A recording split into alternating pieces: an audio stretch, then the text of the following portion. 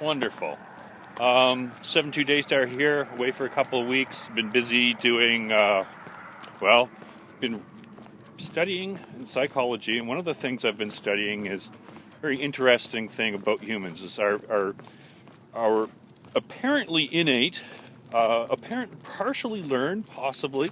I think depending on which perspective of psychology you look at, you'll get a little different take on that. But it is nonetheless powerful, our sense of reciprocity. So if you give a gift to someone, they will want to give you a gift back. And it's a very powerful force. And if someone treats you in some manner, you'll want to reciprocate that in like manner. So one of the stories that was in author and researcher Cialdini was a story of in World War I.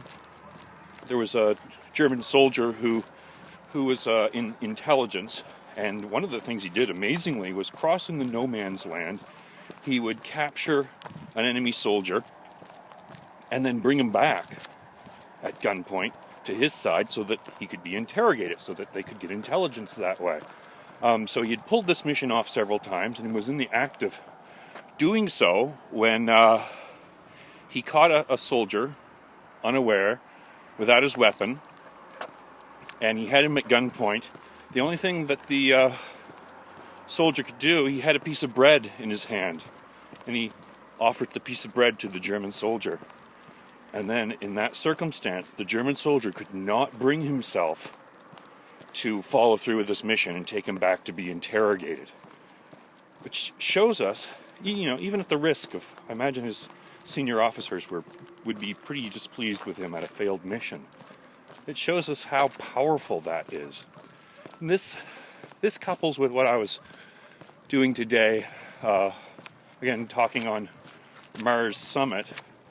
The point is made often by Christian thinkers that without an objective moral lawgiver, which is incoherent to me, I have looked at several definitions for what objective morality means, and all it does is leave me with the impression that people who espouse objective morality haven't really thought about morality on the ground in action.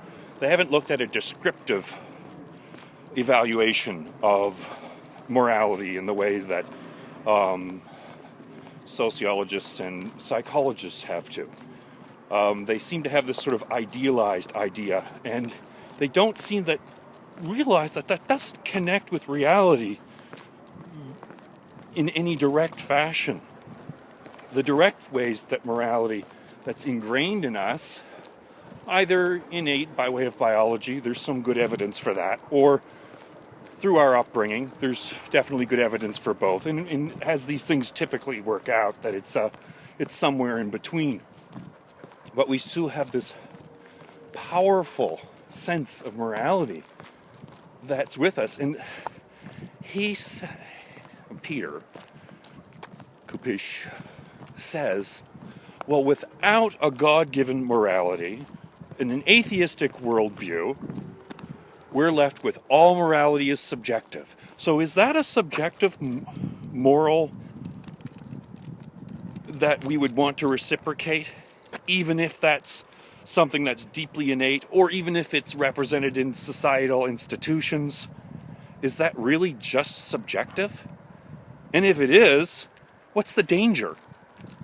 That is, if it is subjective, but it has enough inertia so that it's not so plastic that, that if poor Peter Kupish lost his faith with God, that he wouldn't go on a killing rampage. He wouldn't go out sexually assaulting everyone.